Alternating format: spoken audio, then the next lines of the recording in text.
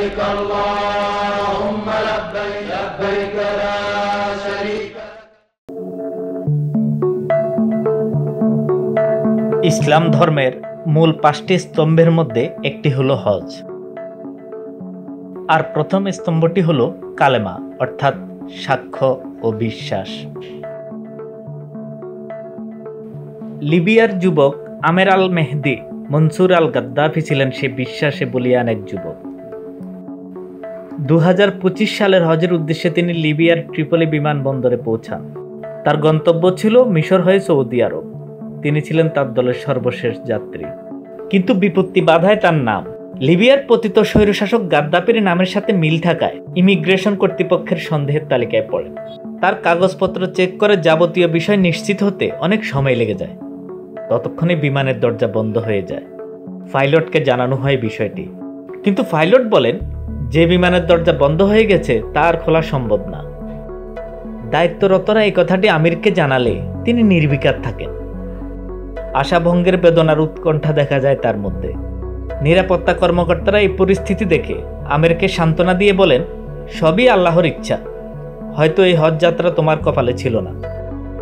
আমির তখন দৃঢ়ভাবে বলেন, ইনশাল্লাহ বিমানটি উড়বে না, আবার ফিরে আসবে। আমার নিয়ত হজ, আমি অবশ্যই যাব। এই অবাস্তব কথা শুনে যে যার মতো কাজে ব্যস্ত হয়ে পড়ে। প্রবল বিশ্বাসের সাথে দেয়া আমিরের কথার কিছুক্ষণ পর এক ঘোষণায় সবাই নড়ে চড়ে বসে। আমিরকে ছাড়া উড্ডয়নরত বিমানটি যান্ত্রিক ত্রুটির কারণে ফিরে আসছে। বিমানটি ফিরে আসে, সবাই বিস্ময়ে আমিরের দিকে তাকায়, কিন্তু যান্ত্রিক ত্রুটি মেরামতের পর পাইলট আগের মতোই বিমানের দরজা খুলতে অপারগতা প্রকাশ করে। আমিরকে ছাড়াই আবার উড্ডয়ন করে বিমান, কিন্তু আমির বিমানবন্দর না ছেড়ে বসে থাকেন।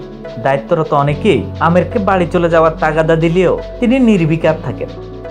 সবাইকে হতবাক করে দিয়ে কিছুক্ষণ পর বিমানটি ফিরে আসার ঘোষণা দেয়। এবার বৈরী আবহাওয়ার কারণে ফিরে আসতে বাধ্য হয় বিমানটি। এবার পাইলট নিজেই ঘোষণা দেন, আল্লাহর কসম, আমি আর উড়ব না যতক্ষণ পর্যন্ত না আমির প্লেনে ওঠে।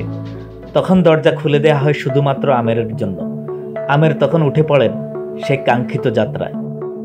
সৌদি আরব পৌঁছে আমের আল মেহদি মনসুর আল গাদ্দাফি নামের ভাগ্যবান এই যুবক এক ভিডিও বার্তায় বলেন, আমার আনন্দ ভাষায় প্রকাশযোগ্য নয়, আল্লাহ তার কুদরত দেখিয়েছেন।